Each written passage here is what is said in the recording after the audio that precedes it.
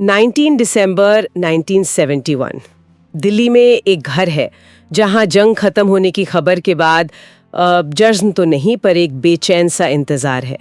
एक माँ ने अपने फौजी बेटे का कमरा फिर से साफ किया है, इस उम्मीद में कि वो बस दरवाजे पर दस्तक देगा। तभी घंटी बजती है। दरवाजे पर एक डाकिया है, हाथ में एक टेलीग्राम, और उस टेलीग्राम में लिखे शब्द उस परिवार पर कहर बनकर टूटते हैं। Deeply regret to inform your son, Second Lieutenant Arun Khetrapal, killed in action on 16th December. आज की हमारी ये गहरी पड़ताल उसी नौजवान की कहानी पर है। सेकंड लेफ्टिनेंट अरुण खेत्रपाल सिर्फ 21 साल की उम्र में भारत का सर्वोच्च वीरता पुरस्कार परमवीर चक्र हासिल करने वाले एक ऐसा सैनिक जिसने अपने जलते हुए टैंक को छोड़ने से इनकार कर दिया और अपने कमांडर से कहा, no sir, I will not abandon my tank. और शायद सबसे हैरत अंगेज बात, एक ऐसा सैनिक जिसने अपनी ही रेजिमेंट के सामने ये भविष्यवाणी कर दी थी कि अगला परमवीर चक्र वही लाएगा। बिल्कुल। और आज हम जिन दस्तावेजों और सैन्य रिकॉर्ड्स की परतों को खोलने वाले हैं, वो सिर्फ एक सैनिक की बहादुरी की कहानी नहीं बताते। एक पिता की भी कहानी है जो 30 साल बाद अनजाने में उस इंसान से मिलता है जिसने उसके बेटे की जान ली थी। हाँ। तो आज हम अरुण खेत्रपाल के उस जुनून को समझेंगे, बसंतर की उस लड़ाई की बारीकियों में जाएंगे और उस लड़ाई की कई साल बाद हुए एक ऐसे मिलाप की पड़ताल करेंगे जो शायद ही कहीं और देखने को मिला हो। तो चलिए इस कहानी को वहीं से शुरू करते हैं जहां से अरुण खेत्रपाल की शख्सियत बनी। जी। उनका परिवार, मतलब खून में ही फौज थी। परदादा 1848 में अंग्रेजों से लड़े, दादा पहले विश्व युद्ध में, और पिता ब्रिगेडियर एमएल खेत्रपाल। वो खुद एक सम्मानित अफसर थे। हाँ, और बचपन से ही अरुण पिता की वर्दी पहनकर घूमते थे। फौज में जाना उनके लिए कोई करियर ऑप्शन नहीं था, एक जुनून था। और यहीं पर कहानी का पहला दिलचस्प मोड़ आता है।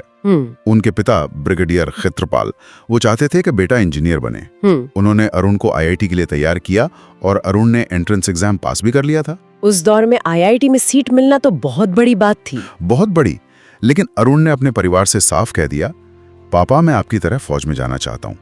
ये फैसला आज के दौर से देखने पर शायद उतना बड़ा न लगे, लेकिन उस वक्त एक सुरक्षित प्रतिष्ठित इंजीनियरिंग करियर को छोड़कर फौज में जाना, जहां जान का जोखिम हमेशा बना रहता है, ये क्या दिखाता है? क्या ये सिर्फ परिवार की परंपरा को आगे बढ़ाने का दबाव था? नहीं, मुझे लगता है ये दबाव से ज्यादा अपनी पहचान बनाने की चाहत थी। वो अपने पिता की परछाई में नहीं रहना चाहते थे, बल्कि उनके जैसा बनना चाहते थे, अपनी शर्तों पर। ये उनकी दृढ़ इच्छा शक्ति को दिखाता है। वो जानते थे कि उन्हें क्या करना है और उन्होंने वही किया।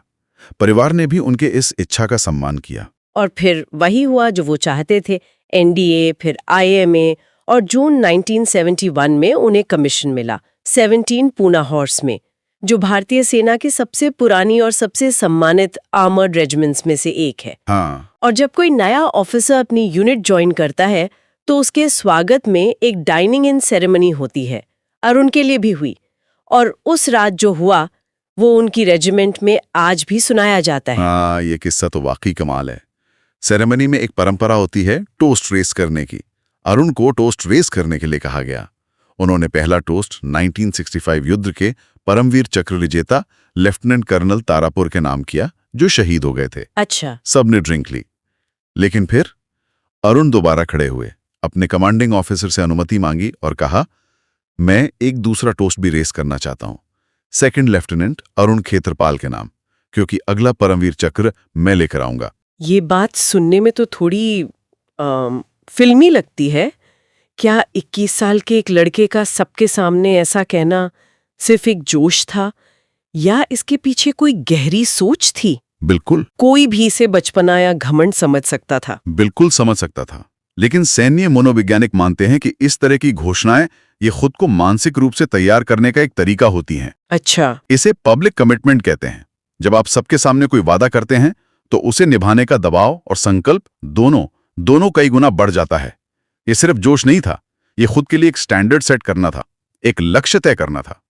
और शायद उन्हें कहीं ना कहीं एहसास था कि उन्हें खुद को साबित करने का मौका जल्द ही मिलने वाला है। और वो मौका सिर्फ 6 महीने बाद ही आ गया। दिसंबर 1971, भारत पाकिस्तान युद्ध। मुद्दा था पूर्वी पाकिस्तान यानी आज का बांग्लादेश, जहां पाकिस्तानी सेना के अत्याचारों की वजह से लाखों शरणार्थी भारत आ रहे थे। सही बात है। और युद्ध का एक सबसे अहम मोर्चा था पश्चिमी सीमा पर शकरगढ़ सेक्टर। जी, ये इतना जरूरी क्यों था? शकरगढ़ सेक्टर का मतलब सामरिक महत्व बहुत ज्यादा था। नक्शे पर देखें तो ये एक छुरी के आकार का एक इलाका है जो भारतीय क्षेत्र में अंदर तक घुसा हुआ है। यहीं से बसंतर नदी बहती है। अच्छा। अगर पाकिस्तानी सेना इस इलाके पर कब्जा कर लेती तो वो पंजाब को जम्मू कश्मीर से जोड़ने वाली मुख्य सड़क और रेल लाइन को काट सकती थी। ओह, तो इससे हमारे लिए बहुत बड़ी मुश्किल खड़ी हो जाती। बिल्कुल। तो जाहिर है भारतीय सेना का पहला मकसद इसी खतरे को टालना था। योजना थी बसंतर नदी के पार एक ब्रिज हेड बनाने की। ब्रिज हेड, इसका मतलब क्या होता है? इसे थोड़ा आसान भाषा में समझाएं अगर। ब्रिज हेड का मतलब है दुश्मन के इलाके में नदी के पार एक सुरक्षित ठिकाना बनाना, एक ऐसा एरिया जहां आप अपनी फौज और टैंकों को इकट्ठा कर सकें ताकि वहां से आगे हमला बोला जा सके। समझ गई। लेकिन एक बहुत बड़ी चुनौती थी। पाकिस्तानी सेना ने पूरे इलाके में बारूदी सुरंगें यानी माइनफील्ड्स बिछा रखी थीं। 15 दिसंबर की रात तक हमारी 47 इन्फेंट्री ब्रिगेड ने ब्रिज हेड तो बना लिया, लेकिन अब टैंकों को आगे ले जाने के लिए इन माइनफील्ड्स को साफ करना था। और यहीं से 16 दिसंबर 1971 की वो सुबह शुरू होती है जो इतिहास में दर्ज हो गई। हमारे इंजीनियर्स माइनफील्ड साफ कर रहे थे कि सुबह करीब 8 बजे घने कोहरे की आड़ लेकर पाकिस्तानी टैंकों ने हमला कर दिया। और ये कोई छोटा मोटा हमला नहीं था। पाकिस्तान की पूरी 13 लांसर्स आर्मर्ड रेजिमेंट थी। पूरी रेजिमेंट? हाँ, उन्होंने हमारे ब्रिज हेड पर मौजूद पैदल सैनिकों पर धावा बोल दिया। मदद के लिए तुरंत संदेश भेजा गया। पास में मौजूद पूना हॉर्स की 2 टैंक टुकड़ियों को आगे बढ़ने का आदेश मिला। इनमें से एक टुकड़ी के कमांडर थे सेकंड लेफ्टिनेंट अरुण खीत्रपाल। तो यहां से बसंतर का वो प्रसिद्ध टैंक युद्ध शुरू होता है। लेकिन हमारे सोर्स बताते हैं कि मुकाबला बराबरी का नहीं था। बिल्कुल भी नहीं। दुश्मन संख्या में बहुत ज्यादा था। बहुत ज्यादा। पाकिस्तान की पूरी आर्मर्ड स्क्वाड्रन थी जिसमें करीब 14-15 पैटर्न टैंक थे। 14-15? और उनके मुकाबले हमारे पास शुरुआत में सिर्फ 3 सेंचुरियन टैंकों की एक टुकड़ी थी जिसे अरुण लीड कर रहे थे। तो आप अंदाजा लगाइए, मुकाबला 3 टैंकों का लगभग 15 टैंकों से था। 3 के मुकाबले 15? हाँ। जीत की उम्मीद लगभग 9 के बराबर थी। ये तो सीधी सीधी एक सुसाइड मिशन जैसी बात हुई। ऐसे में एक कमांडर के तौर पर अरुण ने क्या किया? यहीं पर उनकी लीडरशिप सामने आती है। वो डरे नहीं, बल्कि उन्होंने सीधे दुश्मन पर हमला बोल दिया। वो अपने टैंक, जिसका कोड नेम फामागुस्ता था, उसके साथ दुश्मन की डिफेंस लाइन को चीरते हुए अंदर घुस गए। उन्होंने एक-एक कर दुश्मन की कई रिकॉल गन पोजीशंस को तबाह कर दिया। ये वो छोटी तोपें होती हैं जो टैंकों के लिए बहुत खतरनाक साबित होती हैं। उस लड़ाई का मंजर कैसा रहा होगा? चारों तरफ धुआं, धमाके, टैंकों के जलने की गंध। उस लड़ाई की भयावहता का अंदाजा लगाना मुश्किल है। आसमान धुएं और धूल से काला हो गया था। गोलों की आवाज के नीचे घायल सैनिकों की चीखें दब रही थीं। अरुण खीत्रपाल एक तूफान की तरह लड़ा रहे थे। उन्होंने अकेले ही दुश्मन के 4 टैंक तबाह कर दिए। अकेले ही? हाँ। भारतीय सेना के उन 3 टैंकों ने मिलकर पाकिस्तान के 10 टैंकों को नेस्तनाबूद कर दिया था। लेकिन लड़ाई अभी खत्म नहीं हुई थी। और अब हम उस पल पर आते हैं जिसने अरुण खीत्रपाल को हमेशा के लिए अमर कर दिया। दुश्मन के गोले ने उनके टैंक को हिट किया, टैंक में आग लग गई और वो खुद भी बुरी तरह घायल हो गए। हाँ। उनके स्क्वाड्रन कमांडर ने उन्हें रेडियो पर पीछे हटने का साफ आदेश दिया। एक जलते हुए टैंक में बैठे रहना तो मौत को दावत देने जैसा है। उन्होंने मना क्यों कर दिया? क्या ये एक सैनिक के लिए नियमों के खिलाफ नहीं था? बिल्कुल था। एक सैनिक को अपने कमांडर का आदेश मानना होता है, लेकिन एक लीडर के लिए कभी कभी नियम से ज्यादा जरूरी मिशन और अपने साथियों की जान होती है। सही बात है। और अरुण ने देखा कि अगर वो पीछे हट गए तो दुश्मन फिर से हावी हो जाएगा और उनके बाकी साथियों की जान खतरे में पड़ जाएगी। उनका जवाब इतिहास में दर्ज है। No sir, I will not abandon my tank. My gun is still working and I will get these guys. नहीं सर, मैं अपना टैंक नहीं छोड़ूंगा। मेरी गन अभी भी काम कर रही है और मैं इन्हें खत्म कर दूंगा। बिल्कुल। और इसके बाद उन्होंने अपना ट्रांसमीटर बंद कर दिया ताकि उन्हें दोबारा पीछे हटने का आदेश ना मिल सके। ये तो अविश्वसनीय है। यही तो उनके संकल्प की ताकत थी। उनके ड्राइवर प्रयाग सिंह ने उनसे कहा, साहब पीछे चलते हैं, आग बुझा लेते हैं, फिर वापस आ जाएंगे। लेकिन अरुण ने तेज आवाज में आदेश दिया, नहीं, हम 1 इंच भी पीछे नहीं हटेंगे। ओह! उन्होंने अपने गनर नाथू सिंह को फिर से पोजीशन लेने का आदेश दिया, ऑन टैंक नाथू। और नाथू ने निशाना लगाकर एक और पाकिस्तानी टैंक पर फायर कर दिया। कुछ ही देर में मैदान में बस 2 ही टैंक बचे थे। बस 2? एक तरफ अरुण खेतरपाल का जलता हुआ टैंक फामागुस्ता और दूसरी तरफ पाकिस्तानी 13 लैंसर्स के स्क्वाड्रन कमांडर का टैंक। दोनों टैंक लगभग 200 मीटर की दूरी पर आमने सामने थे। और फिर दोनों ने एक साथ फायर किया। एक घातक सीटी जैसी आवाज के साथ दुश्मन का गोला अरुण के टैंक से टकराया। पाकिस्तानी कमांडर तो किसी तरह बचकर भाग निकला, लेकिन वो गोला अरुण के पेट को चीर गया था। उनके गनर नाथू सिंह ने उन्हें बाहर निकालने की बहुत कोशिश की। हाँ, लेकिन वो असहनीय पीड़ा में बस इतना ही फुसफुसा पाए, नाथू, मैं बाहर नहीं निकल पाऊंगा। सुबह के 10:15 पर भारत माँ के उस 21 साल के जांबाज सपूत ने अपनी आखिरी सांस ली। और अगले ही दिन युद्ध विराम की घोषणा हो गई।